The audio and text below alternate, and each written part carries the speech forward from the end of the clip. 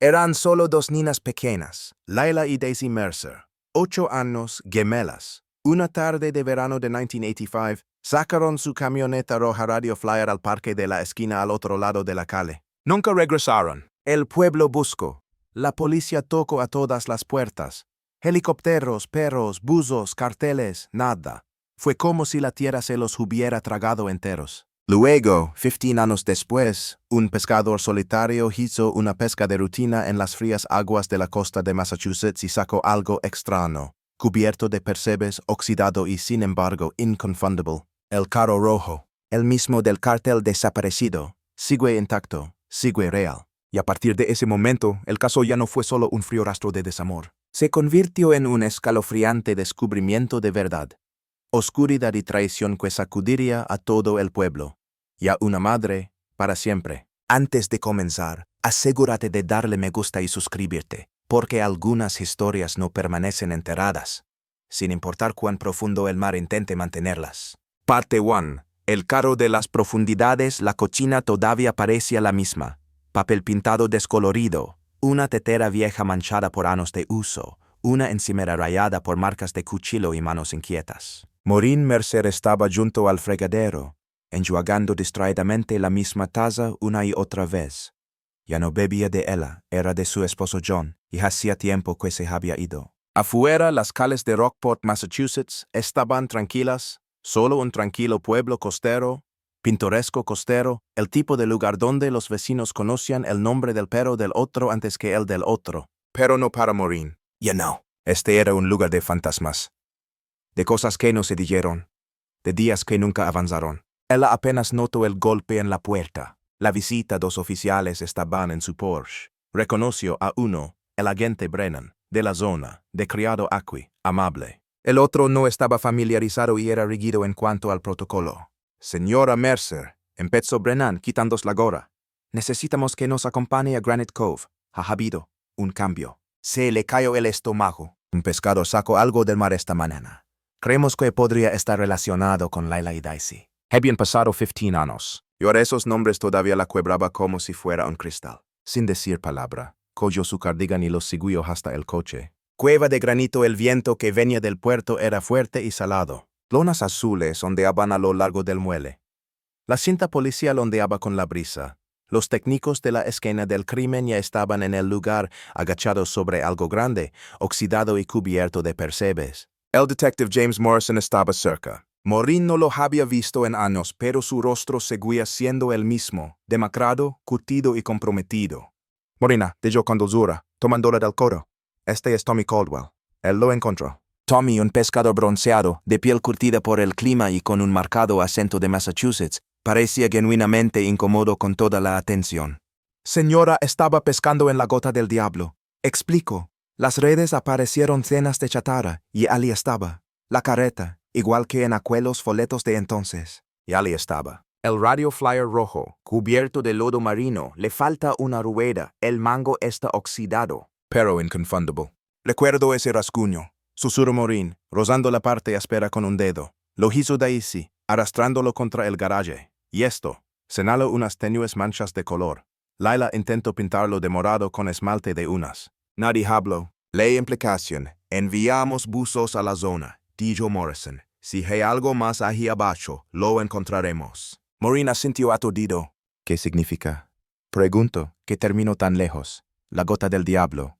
Está a kilómetros del pueblo. Exactamente, dijo Morrison, a quien se los llevó, y tenían un barco. De repente ya no era solo un caso de personas desaparecidas. Era una escena de crimen activa. Un probable secuestro. Y ahora un rastro. El pasado regresa de vuelta en la comisaría. Morrison sacó el viejo expediente. Grueso, desgastado por los bordes, repleto de fotos y declaraciones amarillentas por el tiempo. Era el 12 de agosto de 1985, dijo. Layla y Daisy estaban jugando afuera con la carreta. Dijiste que debían regresar a las 5:30. Siempre eran puntuales, asintió Maureen. Empecé a buscar a las 5:45. Primero el parque, luego la pescadería, y luego a todas partes. Y nadie vio nada. Rockport era un lugar seguro. La gente dejaba las puertas sin llave. Mis hijas sabían que no debían alejarse mucho. Morrison se reclinó. Quien quiera que haya hecho esto conocía el pueblo. Sabía cómo pasar desapercibido y sabía dónde no ser encontrado. Hizo una pausa y tocó una foto del carro. La mayoría de los pescadores locales evitan la gota del diablo. Hay rocas abajo, malas corrientes, supersticiones. Nadie se acerca, excepto que alguien lo hizo. La comunidad recuerda Tommy Caldwell ofreció más detalles cuando Morin lo visitó más tarde ese día. Se sentaron afuera de su destartalado cobertizo mientras las gaviotas cantaban en la distancia. En el 85 dijo, había unos 70 barcos en funcionamiento. Ahora, quizás la mitad. La mayoría ya no están. Jubilados, muertos, se han marchado. Quien los tomó conoce a estas aguas, respondió Morine. Sabía que no los encontrarían. Él le preguntó por el antiguo mercado de pescado. Supuesto, Mercer's Fresh Catch. Había sido en su día el más popular del pueblo, ubicación privilegiada en una esquina. Ahora pertenecía a Frank DeWitt. El rostro de Tommy se oscureció al oír el nombre. Frank sigue por aquí, dijo. No estaba muy contento cuando tu local superó al suyo. Se decía que lo pasó mal. Morin asintió, recordando algo que Frank había dicho una vez. Estás haciendo que el resto de nosotros quedemos mal con tu elegante presentación y tus filetes perfectos. Ella no había pensado mucho en ello. Hasta ahora. Parte tú, el secreto del hombre del mercado. Frank DeWitt siempre había sido un hombre de mar. Manos gruesas, dedos manchados de cigarrillo, una voz aguda y cortante. Dirigía el mercado DeWitt como un huracán.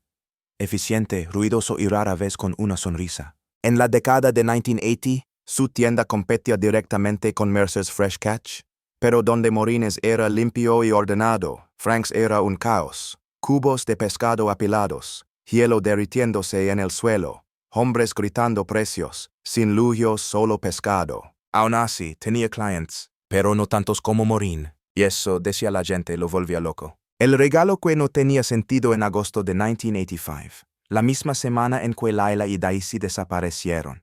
Frank tuvo un gesto inesperado. Se presentó en la puerta de Morine con 2 pequeños botes de madera, talado a mano, idéntico. Uno estaba pintado de rojo y azul, el otro amarillo y verde, pequeñas iniciales grabadas en los cascos, LM y IDEM.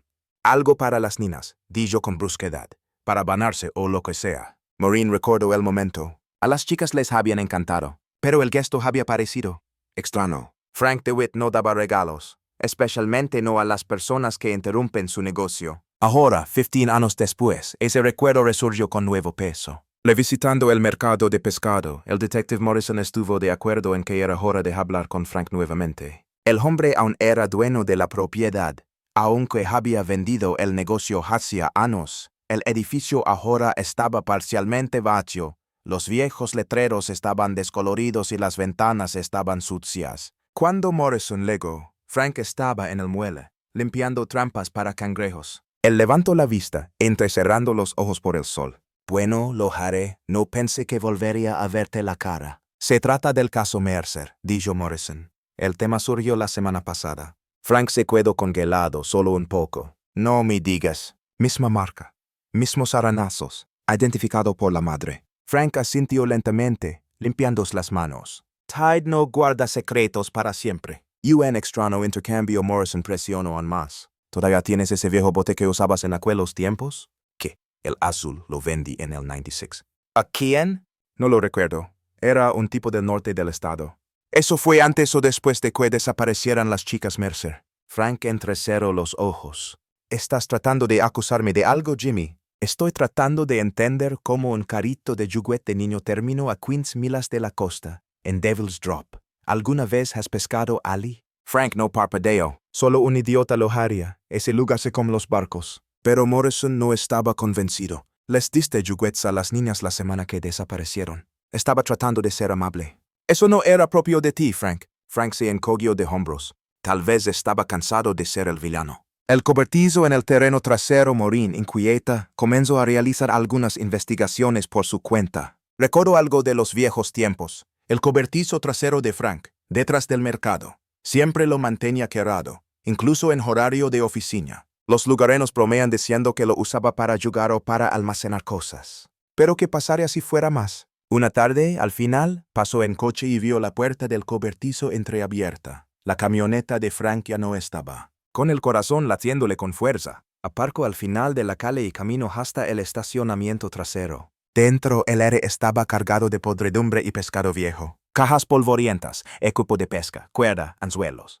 Y en el rincón, algo que no pertenece a Ali. Un cepillo de pelo para niños, pequeño, plástico azul, descolorido. En el mango está grabado débilmente, Leila. El regreso de la policía ella se lo llevó directamente a Morrison. No habló mientras lo guardaba en una bolsa como prueba, pero su rostro se puso blanco. El cepillo coincidía con uno que figuraba en el inventario original de personas desaparecidas, confirmado por una foto de la propia casa de Morina. Nunca lo habían encontrado, hasta ahora. Morrison y su equipo obtuvieron una orden judicial esa noche. El cobertizo fue registrado de arriba a abajo. Encontraron trozos de un segundo cepillo para el pelo, suela de zapato de niño, una tira de tela que podría haber sido de un vestido, y una foto en blanco y negro de dos chicas de espaldas de pie al borde del agua. La fotografía fue tomada con un modelo de cámara de finales de los años 70, y en el reverso escrito a lápiz, los últimos. Pero sin cuerpo, sin cargo, a pesar de los hallazgos, la fiscalía se negó a presentar cargos. Circumstantial, dijeron. No hay cadáveres, no hay testigos, no hay confesión. Morin golpeó sus manos sobre el escritorio de Morrison. Entonces, ¿qué sentido tenía desenterrarlo todo? Aún no hemos terminado, dijo Morrison con voz tranquila. Si Frank se los llevó, no lo hizo solo. Parte 3. El hombre con el encendedor de plata después de la búsqueda en el cobertizo de Frank DeWitt. Rockport bullía como no lo había hecho en años. Los rumores se propagaron rápidamente. Susurros en los cafés, largas miradas a los muebles. Pero como no se presentaron cargos oficiales, Frank siguió siendo un hombre libre. Seguía atrapando cangrejos y tomando café en Marlin's Diner como si nada hubiera cambiado. Morin no podía dormir. Algo faltaba. Frank no había actuado solo. Ella podía sentirlo. Y pronto se demostraría que tenía razón. El encendedor de plata, el punto de inflexión luego de un lugar que nadie esperaba. Una historiadora local llamada Gail Rourke había estado catalogando artículos donados de la capilla de San Juan que estaba a punto de ser demolida. Dentro de una caja de donaciones cerrada, encontró algo extraño. Un encendedor Zippo plateado, grabado con un anzuelo y las iniciales RM. No significaba nada para ella. Pero cuando se lo mostró a Morrison, su rostro cambió. Eso pertenece a Robbie Maddox, dijo. Un antiguo trabajador portuario. Ya se fue, apenas recordado.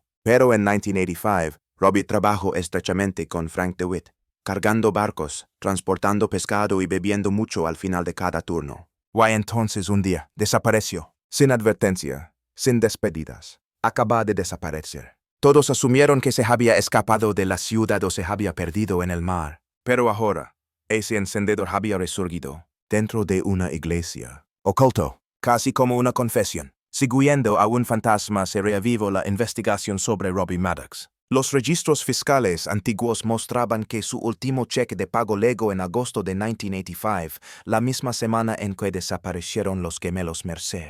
A esto le siguió una única transacción bancaria, un retiro de efectivo de $4,000. Luego silencio. Morrison sacó su expediente laboral original. Una nota destacó. Direction Final 4 West Gull Lane. Apartamento en el sótano. Esa casa hacía tiempo que se había convertido en un alquiler de verano.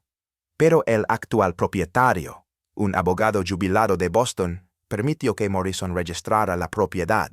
En el sótano, detrás de un trozo de yeso deformado, encontraron una caja resistente a la intemperie, un sobre selado y un rollo de película sin revelar. La carta el sobre no tenía remitente, solo un nombre. Para Maureen Mercer. Morrison dudó y luego lo dijo él mismo. Maureen estaba sentada a su mesa, con las manos temblorosas mientras la abría. Adentro. Estuve allí.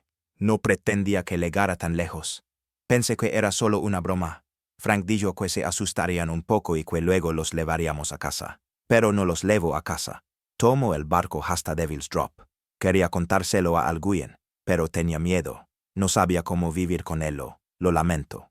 Robbie. Maureen lo leyó 5 veces. Entonces ella se desplomó. La película se desarrolló. El rolo de película, una vez revelado, reveló 7 fotografías. La mayoría estaban borrosas, pero 2 se destacaron. Una mostraba la parte trasera del barco de Frank, de Mino, amarrado al muelle, con el carro rojo parcialmente visible en la cubierta. El otro, 2 niñas pequeñas, sentadas en un banco, sosteniendo los barquitos de juguete talados que Frank les había regalado. Ambas fotografías están fechadas el 12 de agosto de 1985. La última visita de Frank con la nueva evidencia, Morrison le hizo a Frank una última visita. No trajo equipo, ni esposas, ni cámaras, solo las fotos y la carta. Frank los miró fijamente durante un largo rato. Luego encendió un cigarrillo con manos temblorosas. No los maté, murmuró. ¿Dónde están? Preguntó Morrison. No lo sé, dijo Frank.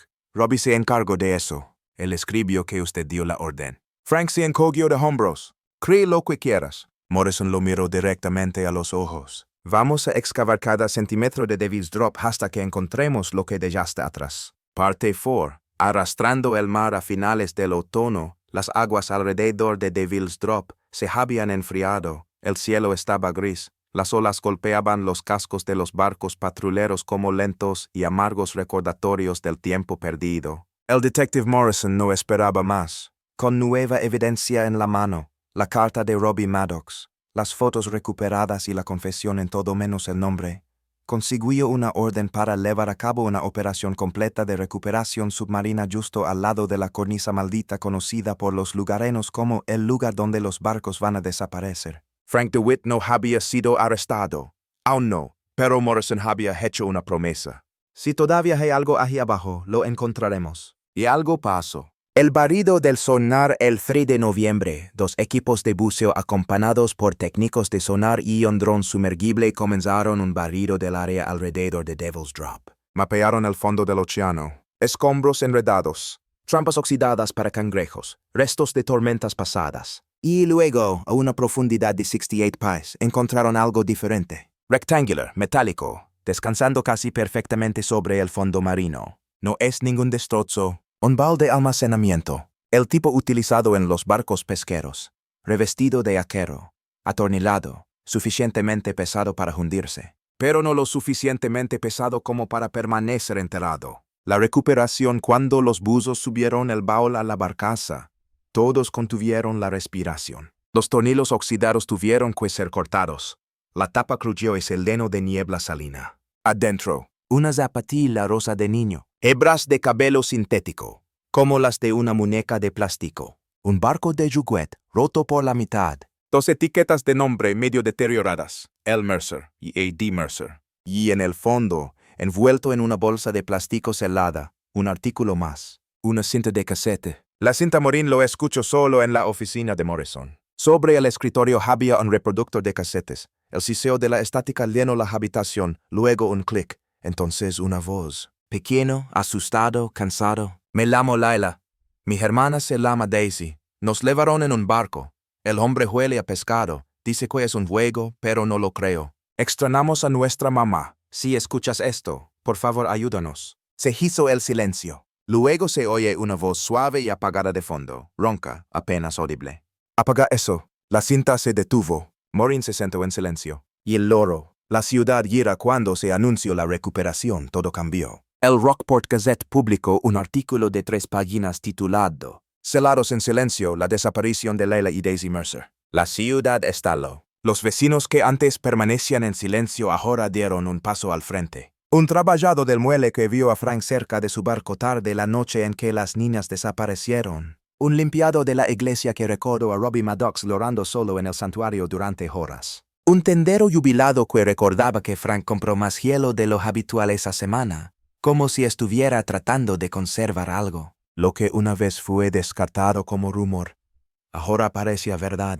Y finalmente el fiscal del distrito tuvo suficiente. El arresto el 10 de noviembre de 2000, 15 años y 90 días después de la desaparición de los gemelos, Frank DeWitt fue arrestado por secuestro de menores, encarcelamiento ilegal, destrucción de pruebas, alteración de la escena de un crimen, y obstrucción de la justicia. No dijo nada durante la reserva. Simplemente me quedé mirando el mar a través de la ventana enrejada del crucero. Has esperado demasiado, murmuró. Pero a la justicia no le importa cuánto tiempo tarde. Solo espera, como la sal en el viento. Parte 5. El banco junto al agua. El juicio contra Frank DeWitt comenzó en la primavera de 2001. Estaba sentado en el tribunal con el mismo abrigo pesado que llevaba en los muelles, como si el aire del mar todavía se aferrara a su piel. Él no habló, no suplicó. No miré a Morín ni una vez, pero no tuvo por qué hacerlo. La evidencia habló más fuerte que cualquier confesión. La sala del tribunal, el detective Morrison presentó los artículos recuperados. El tronco, el cassette, los barcos de Juguet, la fotografía de las niñas y la carta manuscrita de Robbie Maddox. El jurado guardó silencio. Luego vino el audio. Cuando se reprodujo la grabación de la voz de Layla, varios jurados lloraron abiertamente.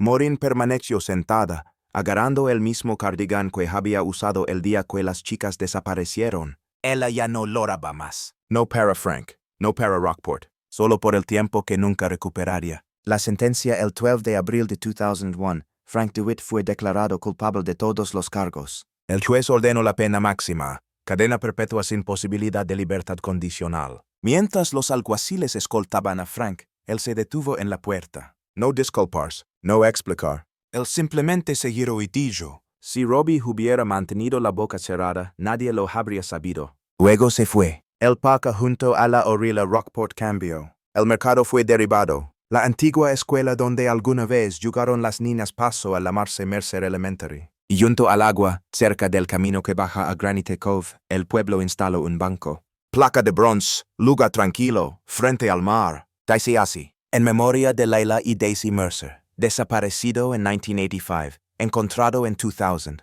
amado por siempre. Vuelva a casa antes de la cena. Fue lo último que Maureen les dijo. Lo que el mar se elevó y devolvió. Nunca encontraron los cuerpos de las niñas. Solamente los artículos que están en el maletero. Solo la cinta. Pero para Maureen fue suficiente. Ella lo sabía. Había escuchado las voces de sus hijas una última vez. Y el mar, cruel como había sido, le había dado lo que la ciudad no podía darle. La verdad. Maureen Hoy ahora vive tranquilamente, a 2 pueblos de distancia. Conserva la taza de su marido. Camina por la playa todas las mañanas. Voluntarios en un centro de defensa del niño. Ella nunca habla de ese día a menos que se lo pregunten. Pero cuando lo hace, dice lo mismo. Se mantuvieron fuertes. Eso es lo que recuerdo. No cómo se fueron, sino cómo hablaron. Entonces ella sonríe, suave, tranquila, pero firme. Porque el silencio puede ser profundo. Pero el amor, como el dolor, flota, eventualmente.